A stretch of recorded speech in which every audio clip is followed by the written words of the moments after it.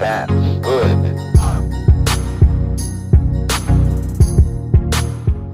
Hi! It has been about 9 months since the world has changed. I don't know who needs to hear this, but like my professor says, do not struggle in isolation. So I'm in Chicago, and if you don't know, Chicago's kind of taken a step back or two. Just when we felt like we were moving forward a little bit, restaurants were opening a little, you can go shop, you can go do this, you can go do that, everything shuts down again. I decided to go to YouTube, and I was searching for different coping strategies or different coping mechanisms during the pandemic. I was really curious to see what else other people were doing out there, and I was surprised to find that no one was really making a lot of videos about it. I know there's a lot of educational videos. I wanted to see more of what real people are doing, how creative people are getting. We all cope in different ways, so these are things that have helped me stay really positive during the pandemic. I consider myself an adaptive, introverted extrovert. So I get all of my energy when I'm by myself, but I love being around people. But that does get exhausting after a little bit. So here are a few tips, things that I've been doing to make myself feel better, and hopefully they can inspire you to do something new yourself. First and foremost, just notice how you feel and accept how you feel. Don't try to fight anything that's happening emotionally or physically or mentally. So tip number 1. I know this is gonna sound really selfish, but take care of yourself first. Taking care of yourself is gonna help you react in a positive and healthy way. I believe that you take care of yourself better, I believe you take care of others better when you have a good grasp on yourself first. The term self-care gets thrown around a lot. We've all heard it. And don't get me wrong, I love face masks. I love the idea of taking a bath, binging on some TV shows that you haven't seen or ones that you just have on repeat. Those are all really great things, but in my personal opinion, it goes beyond that. To me, self-care is doing what makes you the happiest, the healthiest, and the most productive version of yourself that you can be. This can even mean taking away things from your life, including people. True self-care goes hand in hand with self-awareness. Taking the time to recognize what helps you get through those difficult situations is key. What is it that you have to do to make sure that you feel in tune with yourself? So to me, self-care means that you have established certain strategies and practices that help you get through difficult situations anytime that they arise. So as much as I love a good face mask myself, that's only gonna help me feel better in the moment. It's not going to help me heal. I think that practicing self-care should be done holistically. You've got your mental health, your physical health, your emotional health, and for some people, your spiritual health. They're all equally important. You can't neglect one area just to focus on one or the other. Major tip number 2, take care of your body. I am not a huge fan of like meditation. I'm learning all about it. It just doesn't work for me that well, but deep breathing techniques, I love them. If I could just take like 2 or 3 deep breaths, it's like my mind and body reset. Even opening the window for a minute, even in the cold. But if you open the window outside and just get some fresh air, that crisp breeze is probably going to be really refreshing to you and make you feel more awake. Stretching! I love this. If you are fortunate enough to have kept your job during this, you may be sitting down for a lot longer than you normally would be, right? Even the commute, for me, I had to walk to and from school, and that made a big difference in the way that I started my day and ended my day. Regardless of your situation, get up and stretch your body. I noticed for myself, if I don't stand up and stretch for a while, my body starts to feel really achy. And I'm too young to be this achy. Exercise. And I'm not saying that I'm like promoting everyone getting fit and getting this life-changing body. Because I mean, we've all gained a pound or 2 during this pandemic, maybe 3 or 4.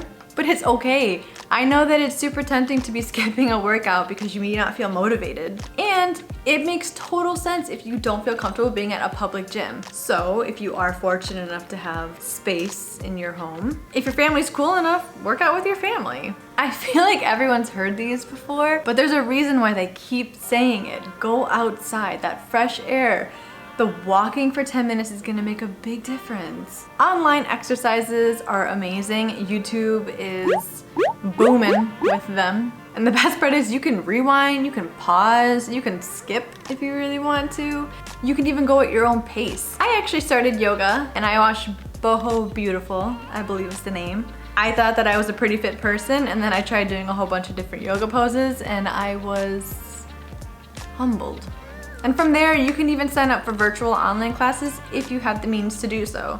Think about the small businesses and the local fitness studios and the fitness instructors that their entire job was to be helping people before the pandemic. And now that no one's going to any of the gyms, or their gyms maybe have shut down, they're struggling too. So it's a win-win. You can even keep your camera off while you're doing it. No one's got to see you, but then you feel like you're with other people. And if you're real desperate, you can do chores around the house. Limit your screen time. I am a little bit biased for this because I hate being on my phone for a long period of time. I hate looking at my screen on my computer for a really long time. I feel like my brain just turns to mush after that. Working from home, having online classes, and having to use technology to stay connected to other people means that we're gonna be on our phones, our computers for so much longer than what we normally are and what we should be. It's like a drug, honestly. I totally get that. Infinity scroll on Pinterest and Instagram, oh my God, it's dangerous. There's a world outside of your phone. Don't get into this little bubble of technology. Next major tip, take care of your mind. I'm gonna preach it all the time, probably in every video that I make. Your mental health is equally as important as your physical health. If not, maybe a little bit more. So my first thing is set priorities. Don't feel pressured to create this list of life-changing things that you're going to accomplish at your home. That becomes extremely overwhelming, and in the case that your goals don't go the way that you want to, you're just gonna be disappointed at the end. But that doesn't mean don't have goals at all. Going along with the technology, stay informed, but do not obsess. Every single day we hear more information about the pandemic and how it's affecting people across the world all over the media. And that's great. It's really important to stay informed. That can also really increase people's anxiety and fear, especially with all the rumors that are happening. It can be really upsetting to hear like negative information every morning, every afternoon, every night. On the other hand, it can also increase your nervousness and fear when you feel like you're missing information. If you're someone that wants to know what's going on, check your phone or check a specific news outlet that you trust, maybe 2 or 3 times a day. But please check your sources. I cannot stress this enough. Big reason why I stopped using Facebook is because half of the articles that I see people posting and reposting are not from trusted sources. Avoid making everybody else go into a panic. Avoid making yourself go into a panic, and make sure you check how reliable your sources are. Create a routine or create a small goals list for yourself every day. Maintaining that regular schedule keeps your mind busy, but also makes you feel like you're being really productive. Consider making a small list of little goals that you want to have done either the next day or that day. Keep yourself motivated. Anytime I bring up motivation, my thing is to remind people of why they started whatever it is that they're doing in the first place, and to remember where they want to be. Working towards something, it's going to help remind you that you have a purpose, you have a goal. So maybe make it a goal to do one small or large new thing every single day towards your goal, or just in general. For myself, I feel like if I can accomplish maybe 2 or 3 things a day, that makes me feel motivated because I know that I'm not wasting my time. And give yourself enough time to decompress at the end of the day. Next major tip, connect with others. Introverts, hear me out, hear me out. Your support system isn't limited to just your close friends and family. And everyone's trying to navigate through this new reality. So building a strong support system can be with communities that you never even imagined you'd be in. Now more than ever, people are going to feel like a bother or a burden for checking in with other people because everyone knows that everyone else is going through something. So they don't want to add in one extra thing to that list. So to all you introverts out there, we get it. You totally do well on your own, and that's totally fine. But think about it from the opposite side. People are genuinely worried, people are genuinely concerned, and people are genuinely just curious about how you're doing, right? But they don't want to bother you. Check-ins do not mean that you have to have a super long conversation. If that's the way that it goes, that's the way that it goes. Don't fight it. So my thing is, for introverts, check in with other people. By you checking in with them, not only does it relieve their concerns, it also shows that you're thinking about them too. So if you are an introvert, check in with other people, if not for yourself, but for them. Also, this can be dangerous. Reddit. I was interested to know what kind of communities there were for mental health. Like if you don't want to have that obligation of messaging back through text right away or like having a phone call, maybe go to Reddit. But go at your own risk. I firmly believe there are more good people than bad in the world. I stumbled upon the mental health subreddit and people just open up and vent.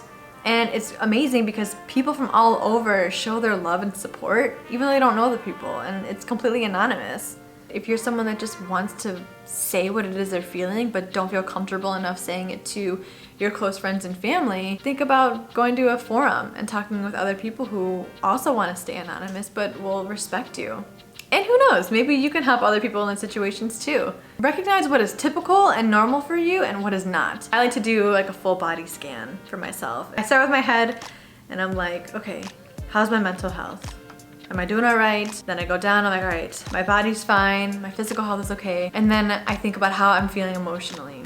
So figure out ways that are really good for you to check into yourself. If you want to do the body scan, go right ahead. Once you've learned what strategies and what practices are best for you, really, really implement them into your self-care. Finally, just get help when you need it. This is a time where everybody in the world is vulnerable. And honestly, I wanted to make this video because I wanted to provide just one more platform for you to feel like you can comment on something. I'm listening to you. I'm here. Even if I've never met you, I'm here. So yeah. Oh, my mom got me this shirt. How cute. I love it. All the different cheeses, and they're all really happy quotes to help bring you up when you're feeling down, because that's what Mickey does. So thank you for stopping by. If you want to see more videos on mental health, sports psychology, and grad school, anything random too about me, please subscribe to my channel. But don't feel obligated, I completely understand. If you want to follow me on Instagram, my handle is Intricate. Remember that this is a place that you can come talk to, be open. I would love to provide a cute space for you. Other than that, I will see you at the next one. Thank you. Bye.